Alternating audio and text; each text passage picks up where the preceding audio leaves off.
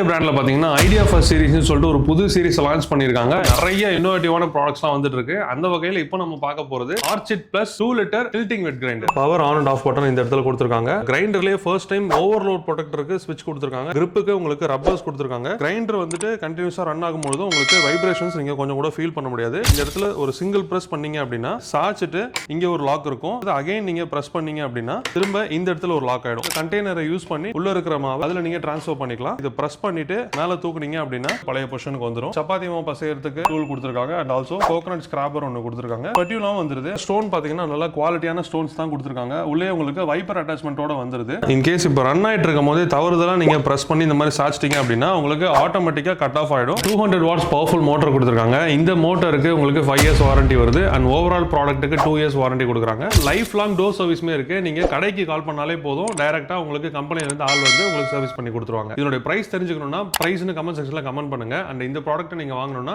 ஸ்கிரீன்ல கொடுத்திருக்க நம்பரை கான்டாக்ட் பண்ணி நீங்க ஆர்டர் பண்ணிக்கலாம்.